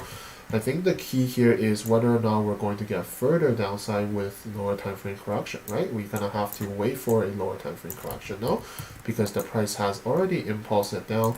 So is this area going to consolidate here a little bit longer to form a correction, or are we just going to push down a little bit more in correction? Either or, I think the bias here is a sell, right? If you're looking for a sell, you should have waiting for some sort of correction here. I think that's going to be a better entry probability to the low. All right, so that's pound Swiss. So Kiwi yen short, yeah. I went over this earlier. I mentioned that Aussie yen and Kiwi yen, the bias is definitely a sell, but I favor the other yen pairs a little bit more. But Kiwi yen, I think it's the same idea as other yen pairs.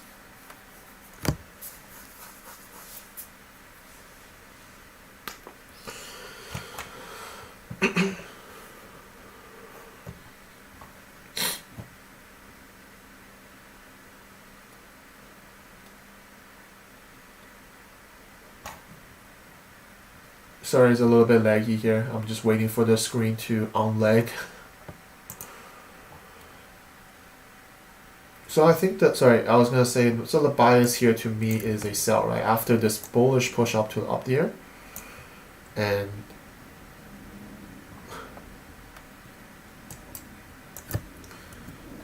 sorry guys, it's a little bit laggy, but let me repeat it. I mentioned about my bias on the yen pair is the sell, right? And Kiwi yen here, because it didn't form a continuation bullish price action here.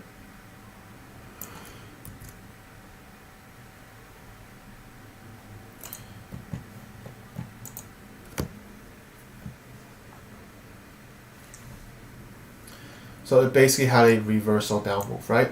So reversal down move followed by bearish continuation, and then if we dig deeper here, bearish continuation followed by another bearish continuation. So I think the bias is pretty clear for a downside, right? So whether or not you enter here already or you haven't entered, if you haven't entered, I think it's better to wait for a consolidation to push down, depending on how you see this. But again, you're about halfway through this potential run if it's going to work out. So just understand your risk reward and how you plan to execute. But the bias here is definitely a sell, just like every other kind of the yen pairs that we have gone over. I think the bias is pretty clear for further downside if it's going to continue below here. Okay, so that's Kiwi yen sell. We went over this earlier. We all over other pairs, yeah.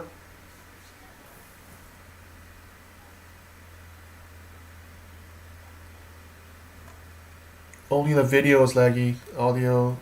Time to change PC? No, my computer is actually quite new, like a year old maybe. I don't think it's a computer, guys. I have a lot of things running. Here's what I have running, just so you guys know. I have all these things running, right? These are all gonna take CPU. And I have the live streaming on YouTube. I don't know if you can see this. I have live streaming YouTube, streaming on TradingView as well, and I have also this OBS running, so I have a lot of things running, so maybe that's why it's also lagging. Okay, so I have too many programs running, but it's needed to do the stream, right? So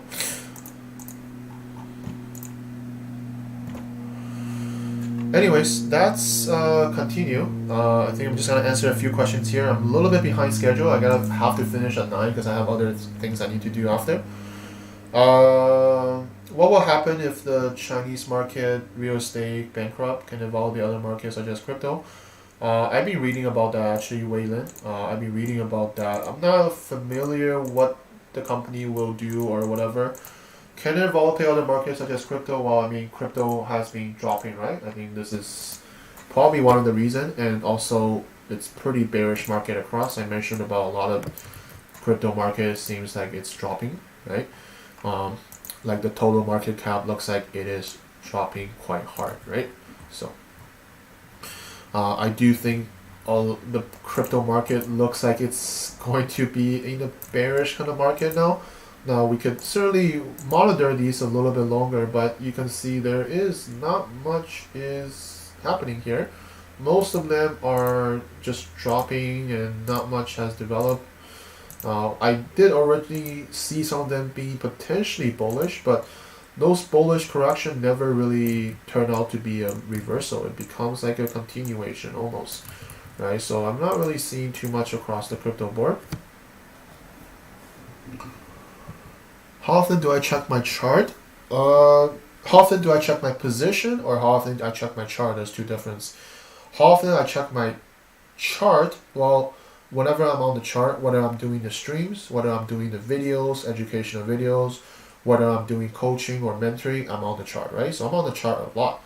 But I don't really check my position. I think that's probably what you meant more, like checking your position if it's in profit or in loss, whatever. I rarely check my position. I really only check it when maybe during a rollover or something like that. Because the more you check the position, the more you're gonna get emotional because profit come, profit go, profit come, profit go. It's actually quite an annoying feeling when you see money come and go, right? Like when I do the stream, I'll check like this just to show people that I'm actually live and trading them, not just saying I am. I don't really like people who do that. I'm doing this to showcase the authentication, the transparency of me doing things, but I'm not checking them. Like I'm not even looking at these numbers most of the time actually. So, but I think the best is to not check your position every minute or every hour. Check it every, I check it during rollover and then before I sleep, etc. Like I open my broker app and check. Other than that, I'm not really checking the positions. I'm just on the chart looking at the price moving, right? But I'm not looking at the position and money in dollar value. I don't think that's helpful, right? You want to stay emotionless when it comes to trading, and that's a must, right? Because your trading account is only going to grow. So the higher your trading account, the more fluctuate of these numbers are going to move. And to look at it every minute or every hour, it's actually quite stressful, right? Like you will see profit comes, profit go, profit come, profit go, profit come continuously, right? But remember, only when you exit the trade completely, then it's a realized profit. Before you exit your trade, all these profits are just unrealized profit. It really doesn't matter because they're not profit that you have right now until you exit the position. Okay, so don't let that affect you in a emotion point of view because it's not executed yet, right? It's not closed yet. So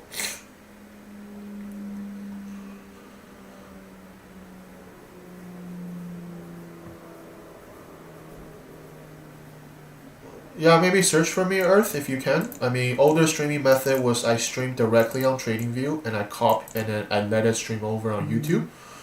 Now maybe that's a better quality, but the sound I honestly don't think it's a microphone issue because on TradingView is perfectly fine. I think what the problem is a YouTube streaming copy over and there's static in the background and whatever the case, right? But it's not. I don't think it's a microphone issue. But if you have time, you can help me, please. I'll appreciate that. What happened? Change your high time bias on Euro Yen. I really don't think there is anything to change. I mean, I really won't change unless miraculously price hit this low here and then bounce up, right? I kind of talked about this earlier. It's like if this continue pushing down to the low, and then like we hit this low here and then bullish reversal up move or something like that, or we hit this low of this structure here and then reverse back up, then of course that's going to change my bias. But it doesn't change my bias, meaning that the higher time frame will be bullish. I just think that a move down here and then push up just basically create a bigger structure, but the down move is still, to me, is a down move. That's all, right? Because I still see the higher time frame like this. Higher time frame double top, higher time frame ascending channel, higher time frame reversal impulse. This can be a higher time frame continuation down to the low here. So while there could be some lower time frame bullish move, it doesn't change my higher time frame bias because even if it pushed up here, it's still in a potential bearish correction to go lower. Alright, so that's what I see on Euro Yen higher time frame. I'm gonna wrap it up with crypto. I don't have too much crypto to talk. I just want to kind of quickly go over that I see them being quite bearish, right? This is total market cap. Basically, impulse down, continuation, bearish correction. It's pushing lower now. It's at this low end here, so this is where usually we're going to watch out for whether or not we're going to get consolidation here to go lower or a bullish up move, because this is at a previous low and it's kind of like same as Bitcoin, right? At this previous low, breaking out of the trend line is not an automatically sell. Remember, I talk about this many times. Don't just start entering trade because it breaks on trend line. The trend line is just here to identify the structure. What confirms it is followed by a lower time frame correction to go lower. Right? Is it going to form a lower time frame correction to go lower, or is it going to be bullish reversal? You don't need to guess, right? Just wait for the market to develop. Right? If it's going to go down, we're always going to see continuation bearish price action, bearish correction, and get involved with on this. If it's not going to do that, then bullish reversal, right? And continue upwards. But judging by what's going on, this almost looks like a bearish continuation. So just be on the lookout for something like this, right? Other than that, I don't really have any other pairs, unless you guys have any crypto you want me to quickly go over, but I'm not interested in selling crypto. I'm just not a sell crypto guy. I'm only going to buy and trade long. Like, I'm still holding a few crypto coins for long purposes, but I'm not trading them. I'm not selling them. I'm not short selling them. That's just my preference. There's nothing wrong with you want to sell or anything like that. Just stick to your plan, right? But personally, for me, I'm not looking to sell crypto. Okay, so let's see what question you guys have here.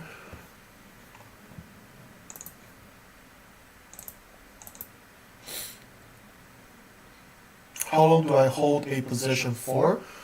It depends on your target, right? I'm going to hold it as long as I can if I'm looking for a longer term target. It really depends on how the price develops, right? You don't have to necessarily set a time where you want to exit. It's more like, well, if this cat yen is going to finish this head and shoulder pattern and it start dropping, then I'm going to hold the trade as long as I can, right? It's the same thing when this up move happens. You're going to hold it as long as you can. Similar like Swiss yen, right? Swiss yen on the higher time frame to me is looking bearish, right? I mean, I'll hold it as long as I can until I see bullish reversals, right? So it's not a matter of time, it's a matter of how the lower time frame is developing, what kind of bias I can have. If it's going to continue to drop, there's no need to exit the trade, right? You're gonna let the profit run, right? Remember, consistent trader, we cut losses and we let winners run, because when it's winning, you're gonna ride the winners, right? You're in profit now, so you can comfortably manage it better, because you're in profit. You're never going to lose a dollar on this trade. In fact, you're only going to gain more dollar by holding the position. So hold it accordingly, right? It's that simple. So not a time issue, more it's what the lower time frame and higher time frame is doing. I mean, I would hold it indefinitely if I know if this continues to drop down like this, hold it as long as I can. But if on the lower time frame, when it hits a certain low, when it hit down, when it start having bullish price action on the lower time frame, then I will exit accordingly. Right? So always have a plan, always follow your plan. We don't make emotional decisions. It's going to be easier process to trade in the long run here. Okay. So looks like no other crypto question, but I'm happy to answer any last minute question before I wrap it up. I only got about 10 minutes, guys, so if you have any questions to ask me, this is the best time. Any questions? Like I said, if you're the first time looking at what I'm doing in terms of stream, you can follow me on TradingView for all my analysis, updates, and things like that. This is where I post all my trades. I do the streams twice a week. I do them on Monday morning and Wednesday morning. If you haven't seen my YouTube channel, this is where I share all my analysis, all my workshop, price action videos, all my risk management, trading psychology, basically learn everything from what I do for free here. In my Telegram, I always update the analysis I'm looking at, positions that I took. I always do a recap video. I always share my thoughts and knowledge in here. There's nothing here that is advertising or trying to sell you anything. Everything here is free. You're welcome to use them to your advantage. I do want to bring attention to, lately there is scammers trying to impersonate me, so don't watch out for people messaging you pretending to be me, because it's not me, because I would never message you out of nowhere for no reason. So just be on the lookout for this. Watch out for scammers trying to message you for money, to offer these VIP signals group or something like that. I don't offer anything VIP premium signal group subscription for money, none of that. Everything for me is free. Message you for account management, I don't do that. Message you to be my admin, I don't do that. Okay, so a couple key things. Read this post. If you read this post right here in my linking tree, it basically explains everything that I don't do. Okay, so don't fall for scammers, right? Only get messages from my official accounts, then you'll know it's from me. I can't control the scammers, but this is all I can do is to warn everyone every session, every time, so there's no, don't fall for their tricks. Okay.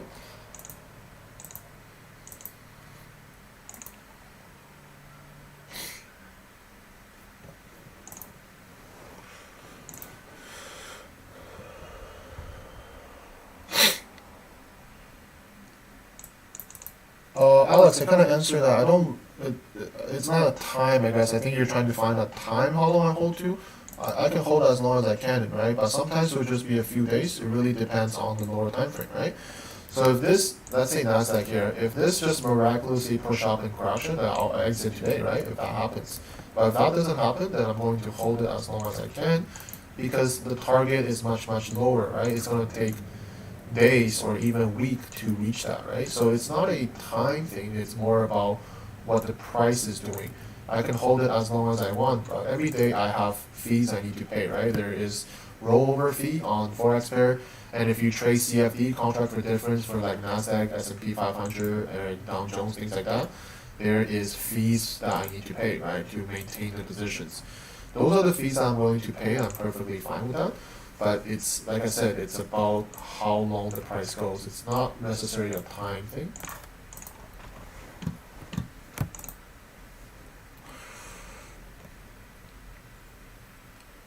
Have you traded as position trading? I'm not sure what position trading. I think position trading means usually you hold it for a much longer term. I don't necessarily do that. To me, because you gotta think about it, all my entries are still based on multi-time frame analysis, higher time frame to lower time frame, top-down approach, right? Which means that at some point when the lower time frame reverses, I'm going to exit the trade because I want to secure profit. Because you gotta understand, we have our bias on the higher time frame, but I enter on the lower time frame for maximum risk reward. Meaning that if any time lower time frame reverses, I'm going to lose a bunch of profit. I'm not entering a trade on a higher time frame like a swing trader, right? Someone like a swing trader will be like, okay, well, I'm gonna enter this like this, right? I'm gonna hold it for weeks or months for this. And there's nothing wrong, right? That's their management, that's their trading plan. They want to enter trades on a swing trading scale and look to hold the trade for a month, right? That's fine. But for me is I'm entering the same trade as a swing trader, but I'm entering on the lower time frame. So you gotta understand that the lower time frame has a lot more noise, a lot more movement. I'm not looking to give back my profit because that's a substantial amount of profit to give back. Whereas as someone who as a swing trader, while a push down here, push back, is not much profit is due, so they're going to hold the trade indefinitely. Right? So it's about their trading plan and risk management. For me, just understand that the way how I do it is multi-time frame analysis, top-down approach. So your entry is naturally going to be smaller and tighter compared to someone who execute on a higher time frame. So which also means that your trade, your profit is going to be a lot of movement, right, volatility-wise. So I'm not looking to hold a trade like a position trader for months or a year or whatever, because that's a lot more. I enter on the lower time frame, so I'm not looking to hold that long for something like that. I hope that answers, or I hope that is correct what you mean by position. My understanding is that position trader hold it for a longer term. So, do I trade news? I don't trade news. I don't trade news. I would keep an eye on what the news are happening, but it's not something that I would focus on or trade on. I would just trade normally. Do I think trading Forex or crypto is easier for beginning? I think trading Forex is probably easier than trading stocks. I wouldn't recommend trading stocks. I think trading stocks is always going to be riskier. The reason why I think trading stocks is riskier because you're always subject to gapping, right? You're always going to subject for gapping issues that happens in the market. That's like unavoidable, right? Like when you trade Forex, only the rollover time, that's why they have rollover, because they roll over your trade, right? But I don't like to trade through gaps, right? Things like this, like that happens in stock all the time, right? And like I don't want to trade gaps and things like that. Okay, so I would recommend if you want to focus on something, trade Forex is fine. Crypto is usually going to be more volatile, so I don't think crypto is necessarily a beginner thing, because crypto can probably make people money. It can also lose a lot of people's money. Usually lose people's money because it's volatile, it moves so fast, and people use leverage and they don't really understand how leverage work, and they usually blow accounts for that, right? And that's why I don't suggest. I think crypto, like in terms of price action, every market, any time frame has price action, but I don't think crypto is just going to be one of those more volatile ones, so you have to be careful, right?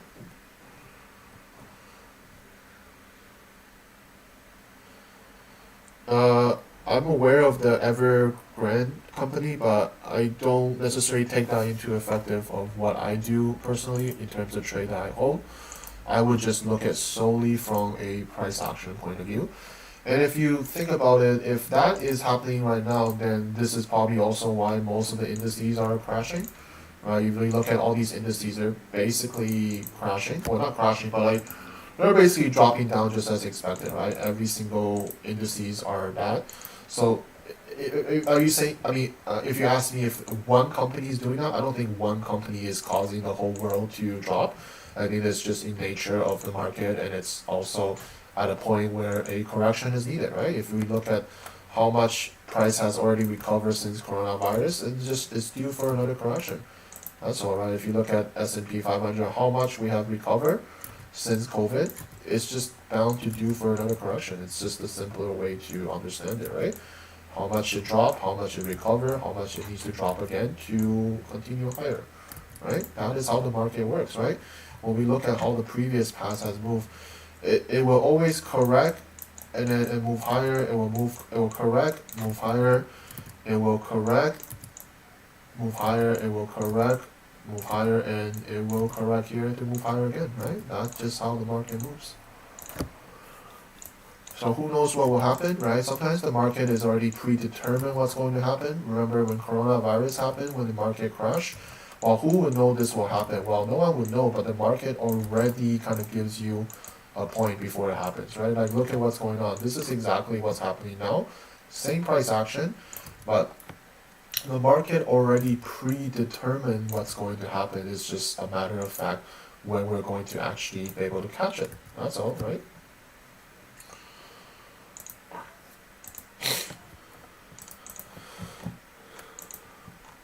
Alright everyone, so I think that's it for me. Okay, I like the questions. I hope I can go on a little bit longer, but I cannot. I'm sorry, I've been on for 2 hours now and I have other things going on. So, but you're welcome to message in my Telegram, in my group chat. We have about 1,000 people now, which is great. A lot of people, more people are joining. I'm very happy to see that. You're welcome to ask questions in there, right? All my groups are free, so again, watch out for scammers. Nothing for me in terms of these group discussion or whatever premium group. There's no such thing for me. Everything is free here. So you're welcome to join, to ask questions. Other people can help out. That is why I created the chat. And if you just want my updates and notifications, just join my regular channel. This is where I post. I don't bombard you with messages. I post maybe like one a day or one for every 2 days. But that's all what I do here. It's just content, knowledge, information.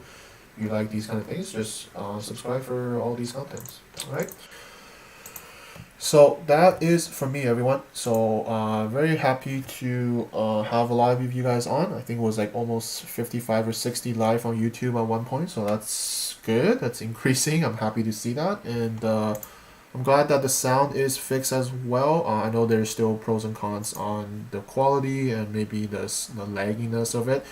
And Earth, you're probably right about this OBS not running right now. That's probably why it's lagging. I mean, I don't have any other solution at this moment, but I think this is better in general for now, so I'll stick to this. Unless there's better ways to do it, and I will look to change that, right?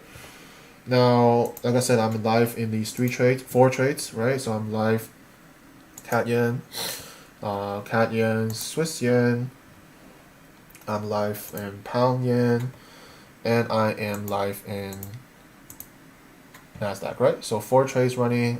They're pretty well in profit right now, but we'll see how Wednesday goes, right? Next 2 days, I'm going to update everyone, of course. That's what I do every time. Update all the positions, how they close, how they end. But Wednesday, I'm doing another stream. Same thing, market update on what we talk about today, see how they develop in 2 days time, and then we'll see if these positions are still live or they close down due to whatever. But as of now, that is it from me, everyone. So thank you very much for being with me today. I will chat with you guys all on Wednesday, same time, New York session, 14 o'clock GMT. So hope to see you guys there. Any other question, you're welcome to message me on Telegram. Again, I get too many direct messages. I can't answer all of them. But if you ask question in my general group chat, other people can answer, or if I see it, I can answer it as well. Okay. So take it easy, everyone. Thank you very much, and see you guys all on Wednesday. All right. Thank you very much, guys.